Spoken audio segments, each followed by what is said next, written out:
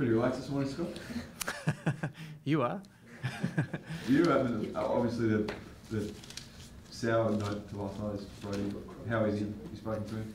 I haven't spoken to him this morning. Obviously he was off getting scans and stuff, but yeah, look, it's put a bit of a sour note on what was a great night for the club and the playing group, but unfortunately it's the tough industry, isn't it, you know, when these things happen, but you know, he's a resilient guy and he'll be back. Club's been through a lot. I mean, these sorts of things, there's a hard luck story all the time, but you know, how do you expect he's going to approach the next couple of weeks when the boys push further in? Oh, like he always does. I mean, Brodie's one of our real leaders of the group. You know, he's a fun guy. He's cheeky.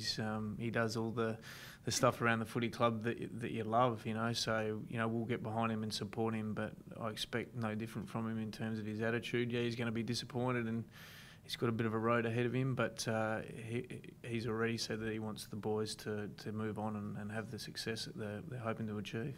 And obviously Sam's got the funeral today, but his effort last night in, you know, super difficult circumstances, pretty inspiring. Yeah, it is, Rennie. You know, it's bloody tough any time when you lose a family member, let alone, you know, your brother, and an important time of the year. So once again, you know, footy's not always everything, is it? You know, your family's really important, but you know, to see what he did for the group, yeah, it was inspirational really to be able to come through the other end, but.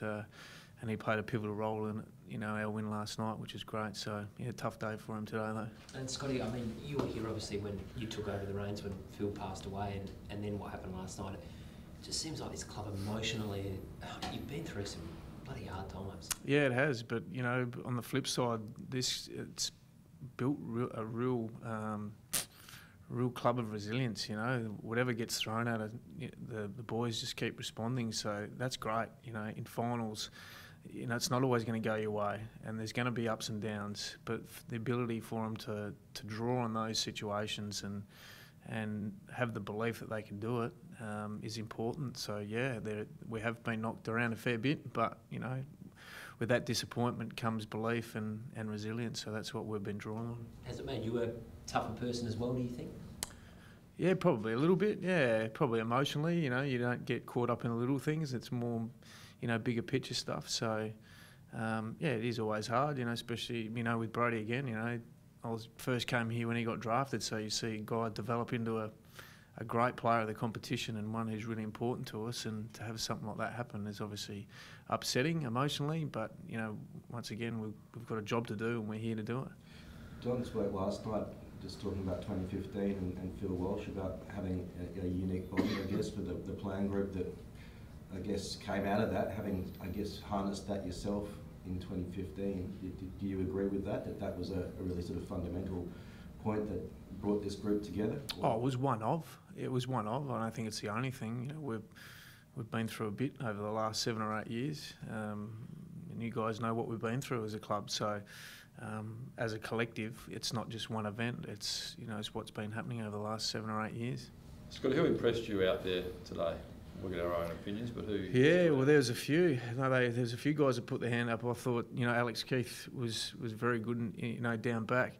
I thought Tom Duday was really strong down back as well. You know, Andy Otten, his communication and stuff that he does down back was really good. I thought Wayne Miller was very, very good. You know, Scott Thompson, Harrison Wigg found the footy. I thought young Giles was very good on the wing. So there's some great signs and some real competition, you know, coming through there for spots. And this time of the year always brings out the best in the guys that don't necessarily play in the 22 because they know there's, you know, potentially spots available. Is it simply a case of slowing in Smith out, or maybe a seasoned to half back, or any of those blokes that we just saw play well, you named them, are they a chance to actually get into your preliminary final side? Yeah, well, they are. I mean, I don't think, you know, and once again, it really will pick a team that we think is best balanced to beat the team that we play against. So I can't sit here and say it's going to be like for like, or this guy comes in, this guy doesn't, because, you know, that wouldn't be fair. But what I did see is some guys put their hand up today, which is great. But you know, Sloan will definitely come in. There's no doubt about that. I can guarantee you that, Andy. But as to what the makeup will be, we'll wait and see who we play. So there's still a chance that, yeah, some of those guys who have shone today, yeah, absolutely, they've actually put their hands up. Absolutely. Hampton as well. Yeah, Hampton. Yeah, absolutely. Yeah. Because he was, I mean, start of the year, he's in the best 22, wasn't he? Yeah, he was. No, he's had. I mean, he was very good for us. He had a great pre-season, got reward for effort. Was playing some really good footy for us through the midfield. Gave us something different. So yeah, it's great for him to get back and potentially get some continuity of playing again. He just needs to play. A few of the boys spoke about last night after the game about the anthem, the stance in the anthem. They said it was important to show a sign of body language and strength. Notice the boys didn't move off their line. I thought they were going to break into the hooker at one moment, but it was just a sign of strength. Yeah, I must admit I was concentrating on some other things, but yeah, obviously they didn't go arm in arm, and there's a bit of talk about it, but it is what it is. Yeah. Whatever. Was that pre-planned? No. It wasn't pre-planned, No. just got out there. Yeah, they just did it themselves, yeah. Yeah, and so you don't know which player said we can do it this way? No, those are the players, yeah, sorted it out. Scotty, the midfield group, I know you've been a big rap for a long time, but with no Sloan and obviously Paddy left a couple of years ago, you must be wrapped that not only able to cover the void, but dominate for much of the game last night. Yeah, look, I've been really proud of him, Rennie. Everyone wrote us off when Paddy wasn't going to be here. We found a couple of players. Other guys went to another level. Everyone wrote us off again last year over the pre-season because we didn't get Bryce Gibbs. But once again, internally, we understand the talent that we've got here, and we need to develop those guys. And Hampton was someone different. Matt Crouch was always going to go to another level. Brad was always going to hopefully get fitter and get a run at it. And you saw last night, Richard Douglas is back playing to his best footy, and I thought he was outstanding, from a leadership point of view last night. Greenwood's come in from a different background and added something different. Seedsman's obviously hadn't played a lot, but he's played. Atkins has gone to another level. So as a collective, we're not about a one, and we never have been, about one player. And we're not really interested in that. We're about a weight of numbers, particularly in midfield, and we don't rely on one player.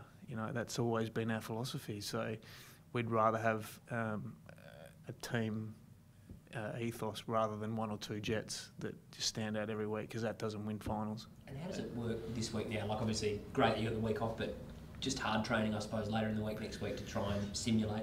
Yeah, we haven't really sort of sat down yet, Rennie, in terms of what the next, because potentially it's a 15-day break, so we obviously want to make sure the players are mentally can have a break, physically get ready for when we play, but also not drag it out as well. So it's going to be a fine line as to what we do, when we train, what are the main sessions and what we do. So we'll discuss that later on this afternoon once, this game's finished, and we'll see what it pans out. And the players are obviously very professional, but hard in a town like Adelaide, as you know, we get excited, everyone gets excited about what may happen. You're excited, Rennie? I'm bloody excited. Beautiful. It's good to You're see always that. excited. No.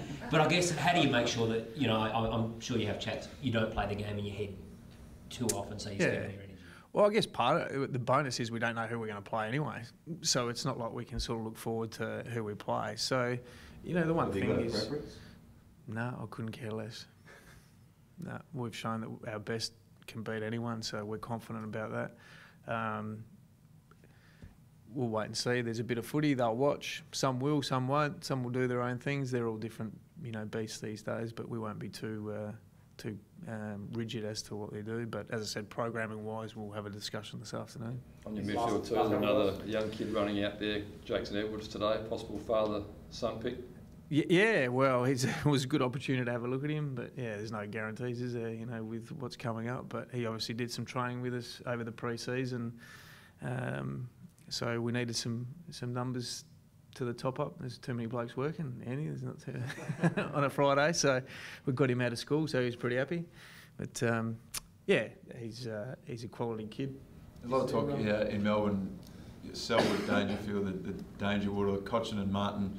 Do you think that you probably don't need a hybrid for this? The Crouch, they're just being overlooked and undersold? Well, not from me. I don't undersell them. I know how important they are. Matty's had an unbelievable, really, 2 years. Brad's finally got his body in shape that he can, and had a run at it in terms of being able to physically get out on the ground and have continuity. And we always knew he was going to be a very, very good player. It's just a matter of getting him right and obviously his body holding up. But they were sensational last night. Real finals type players, aren't they? In terms of winning their own ball and setting the standard for the rest of the group. With that planning, is there another opportunity next weekend to organise a similar match for the leftovers, for the reserves? Yeah, not too sure. Not too sure. It was, I think it was great from both clubs to get the game organised. Obviously, both having to still be involved in deep into the finals, so it was a great opportunity for our boys to stay involved, stay engaged, and once again still put their hand up if there was no game. It was probably difficult for us to pick guys. But it was great. Some of those guys put their hands up, but not sure.